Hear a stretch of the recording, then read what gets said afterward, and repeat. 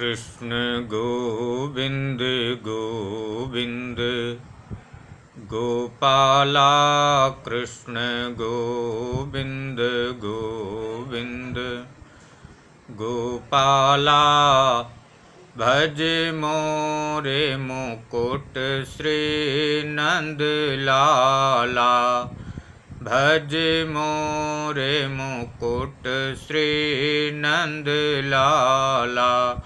बोले आनंद कंस श्री कृष्ण चंद्र भगवान की जय। बोले वृंदावन बिहारी लाल की जय। बोले राधा रानी की जय। बोले जमुना पटरानी की जय। बोले अलवेली सरकार की जय। गौ माता की जय हो। गौ हत्या बंद हो। धर्म की जय हो। अधर्म का नाश हो। प्राणियों में सद्भावना हो।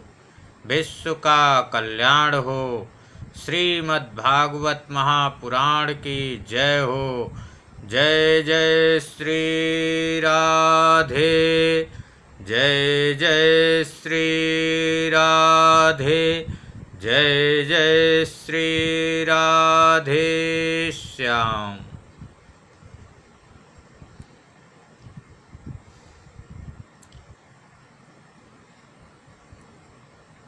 परीक्षित जी ने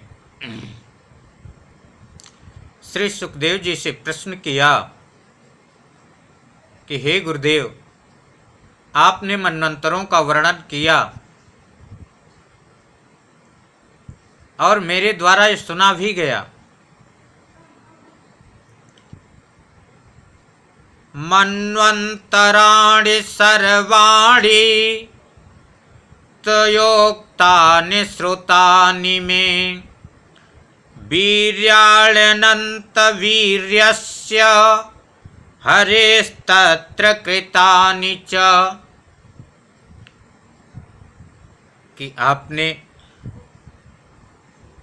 मनवंतरों का वर्णन किया और मेरे द्वारा श्रवण किया गया। उसमें अनंत पराक्रम वाले राजा हुए और जो हरि भगवान के ऐश्वर्यमय चरित्र लीलाएं उनका भी वर्णन किया। लेकिन प्रभु, मैं ये सुनना चाहता हूँ कि वैवस्वत मनु में वैवस्वत मनु के वंश में जो राजा हो चुके हैं और या जो वर्तमान समय में जो राजा हैं या आगे होने वाले हैं, उन सभी के चरित्र मैं सुनना चाहता हूँ। आप कृपा करके आप ये सूर्यवंश का वर्णन कीजिए। श्री सुखदेव जी ने कहा कि राजन, जो सूर्यवंश का वर्णन है, यदि लगातार अनवरत सैकड़ों वर्षों तक किया जाए तो भी सूर्यवंश का वर्णन समाप्त नहीं होगा। इसलिए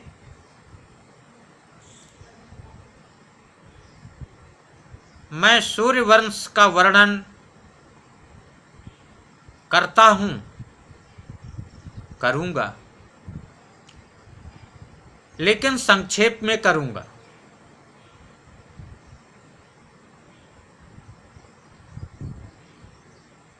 श्री सुखदेव जी ने प्रारंभ किया कि राजन, जिनके अधीन ये संपूर्ण सृष्टि है, वे परब्रह्म परमात्मा त्रिकालदर्शी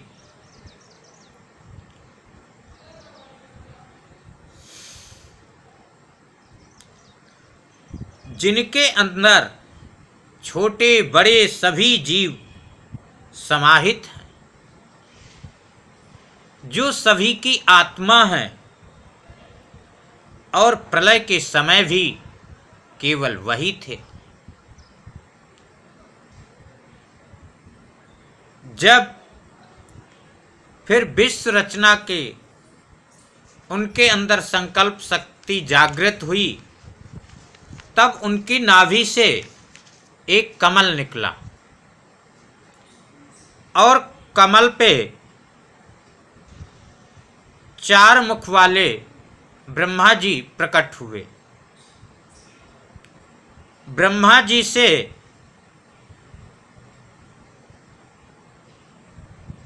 मरीचादि 10 पुत्र उत्पन्न हुए।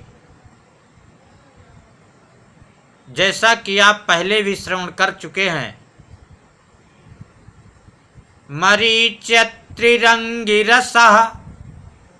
पुलस्त्य पुलः क्रतो भृगु वसिष्ठ दक्षश्च दशमस्तत्र नारदः। मरीचि, अत्रि, पुलस्त्य, पुलह, क्रतो, भृगु, वसिष्ठ, दक्ष और दशमस्तत्र नारदः, 10वें नारद जी। तो इनमें जो मरीचि हैं, मरीचि के पुत्र कश्यप हुए और कश्यप की पत्नी अदिति से विवस्वान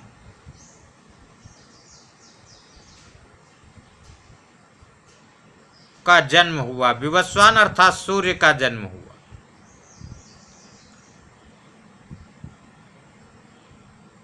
और विवस्वान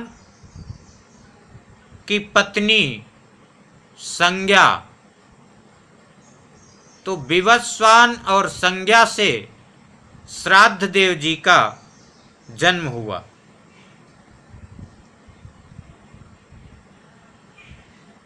तो श्राद्ध देव ने अपनी पत्नी श्रद्धा से 10 पुत्र उत्पन्न किए। परीक्षित, ये जो वैवस्वत मनु हैं, ये पहले संतानहीन थे। इनको कोई पुत्र पुत्री कुछ भी नहीं था। फिर ये वशिष्ठ जी के पास गए और वशिष्ठ जी के द्वारा इन्होंने मित्रा वरुण नाम का यज्ञ करवाया। जब मित्रा वरुण नाम का यज्ञ करवा रहे थे, तो उस समय विवस्वान का ही नाम श्राद्ध देव है।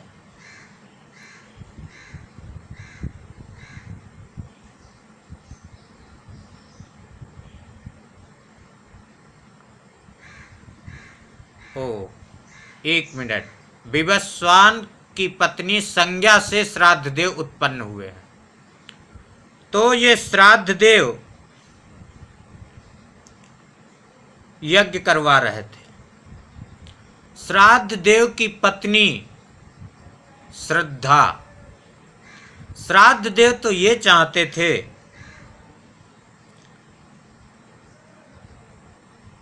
कि तेजस्वी यशस्वी पुत्र उत्पन्न हो, लेकिन इनकी जो पत्नी श्रद्धा है, वे चाहती थी पुत्री उत्पन्न हो। तो श्रद्धा ने होता से कहा कि महाराज, मैं चाहती हूँ कि मेरे पुत्री उत्पन्न हो। होता ने कहा कि ठीक है। उसने इसी प्रकार से संकल्प किया पुत्री उत्पन्न होने वाला, और आहुति हवन कुंड में छोड़ दी। आहुति के छोड़ते ही श्रद्धा को पुत्री की प्राप्ति हो गई। अब श्राद्ध देव ने देखा कि मैं तो पुत्र के लिए यज्ञ कराया था और इसमें पुत्री कैसे हो गई। श्राद्ध देव ने वशिष्ठ जी से कहा कि महाराज, मैं तो पुत्र चाहता था। वशिष्ठ जी ने तुरंत ध्यान लगाया और ध्यान लगा करके देखे कि ओ, ये तो होता के द्वारा संकल्प में गड़बड़ी कर देने से पुत्र के स्थान में पुत्री उत्पन्न हो गई। तो श्राद्ध देव जी ने कहा कि महाराज, मैं तो ये चाहता था कि पुत्र हो, और आप तो त्रिकालदर्शी हैं, लेकिन फिर ये आपका संकल्प ऐसा कैसे हो गया। वे जो पुत्री हुई उसका नाम इला रखा गया।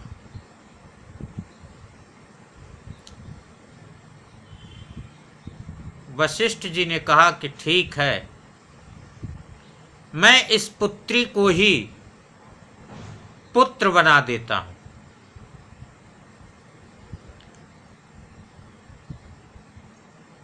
तो जो इला थी उस इला को ही वशिष्ठ जी ने पुत्र बना दिया। जब पुत्र बना दिया तो उसका नाम सुद्युम्न हुआ।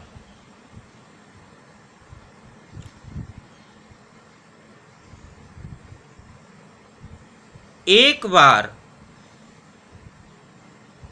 सुद्युम्न शिकार खेलते खेलते खेलते खेलते उत्तर दिशा की ओर चले गए, जहां पर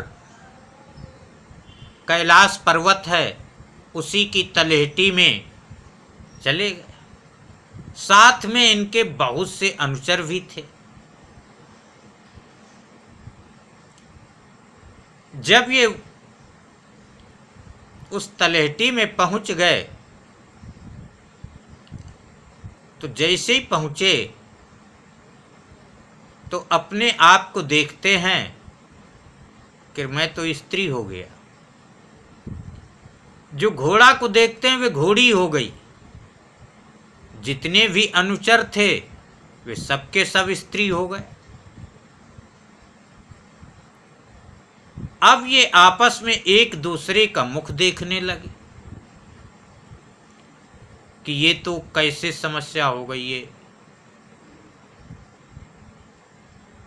लेकिन अब क्या करते।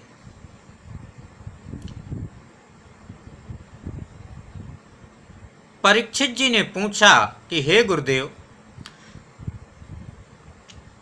ये ऐसा कैसे हो गया।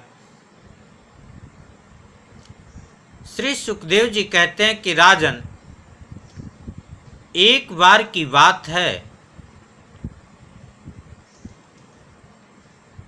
कि भोलेनाथ और मां जगदम्बिका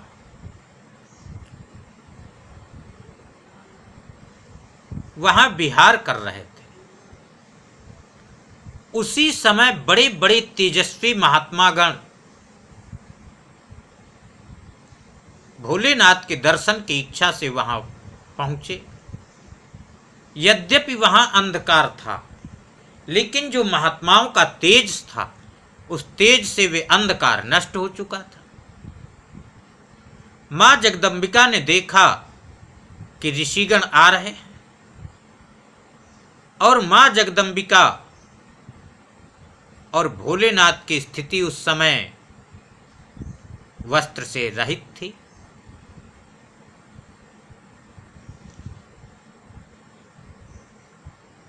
इस स्थिति को देखते हुए ऋषिगण तो वापस हो गए, लेकिन मां जगदम्बिका ने तो अपने लज्जा से जल्दी जल्दी वस्त्र पहने। फिर भोलेनाथ मां जगदम्बिका को प्रसन्न करने के लिए वहां पर ऐसा कर दिया कि जो भी इतने स्थान में आएगा मेरे को छोड़ के सभी स्त्री ही हो जाएंगे। सुद्युम्न अपने अनुचरों के सहित शिकार खेलते खेलते उसी स्थान पर पहुंच गए। जब पहुंच गए तो वहां सब स्त्री हो गए। अब जब स्त्री हो गए तो अब क्या करते, वहीं पर अपने भ्रमण करने लगे।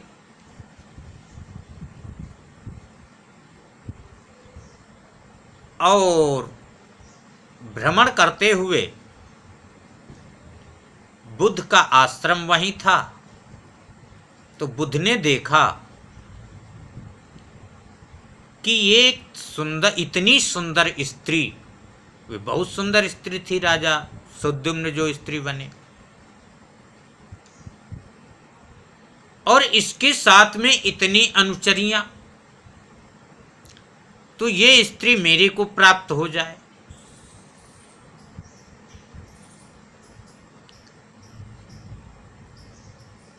बुद्ध उसके पास गए और उसे प्राप्त करना चाहा। उस स्त्री ने भी जब बुद्ध को देखा तो बुद्ध भी साधारण नहीं थे, वे भी बहुत सुंदर थे। बुद्ध भी उस स्त्री को प्राप्त करना चाहें, वे स्त्री भी बुद्ध को प्राप्त करना चाहें, तो दोनों एक साथ हो गए। इन दोनों से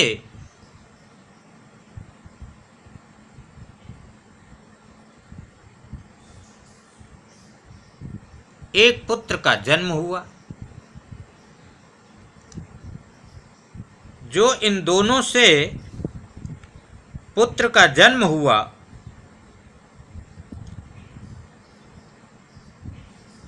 तो वे पुरंजय नामक पुत्र हुआ।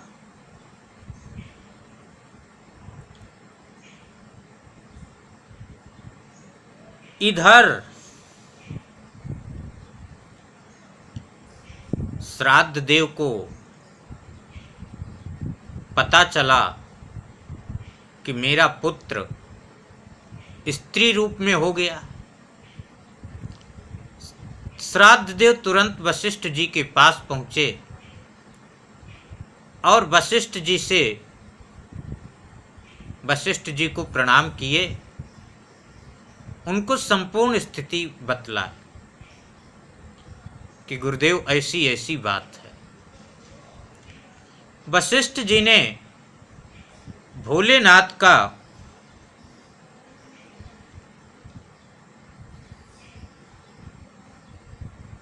तप किया और स्तुतियों के द्वारा भोलेनाथ को प्रसन्न कर दिया। जब भोलेनाथ जी प्रसन्न हुए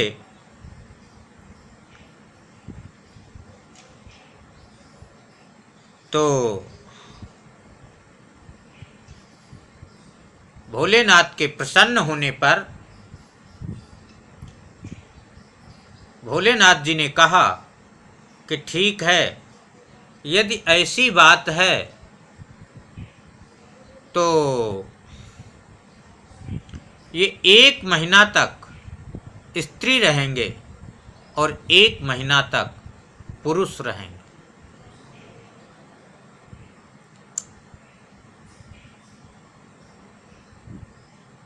और बुद्ध और जो स्त्री रूप में सुद्युम्न है, इनसे जो पुत्र उत्पन्न हुआ है उसका नाम है पुरुरवा। पुरुरवा। तो अब ये क्या करते थे कि 1 महीना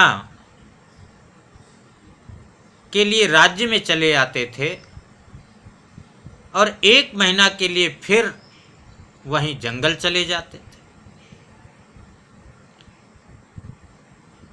प्रजा ने देखा कि हमारे जो राजा साहब हैं ये 1 महीना तक यहाँ रहते हैं और 1 महीना के लिए गायब हो जाते हैं।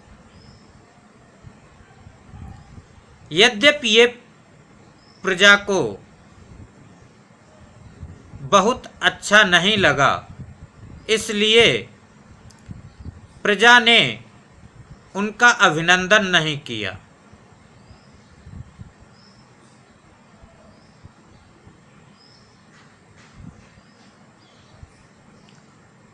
सुद्युम्न के 3 पुत्र हुए। एक का नाम गय है, दूसरा उत्कल और तीसरा विमल। तो इस प्रकार से जब सुद्युम्न को वृद्धावस्था आ गई तो वृद्धावस्था आने पर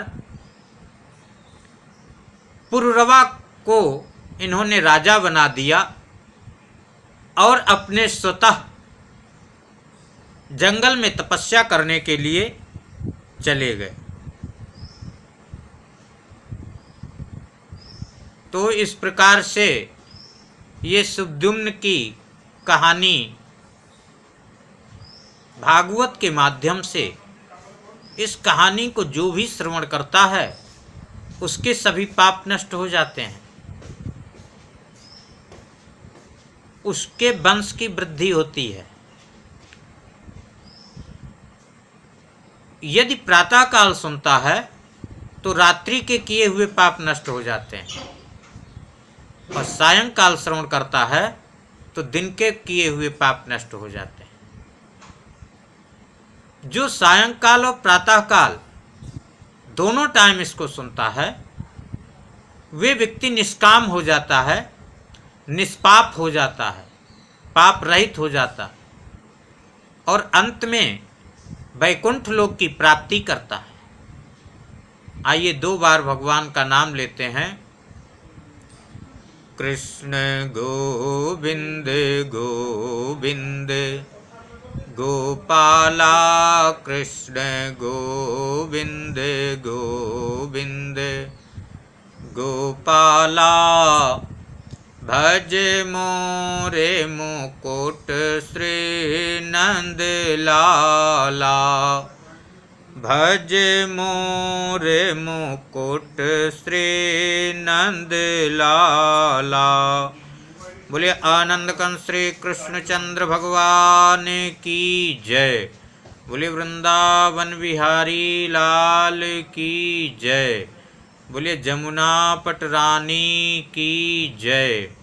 बोले राधा रानी की जय। बोले अलवेली सरकार की जय। जय जय श्री राधे, जय जय श्री राधे, जय जय श्री राधे श्याम।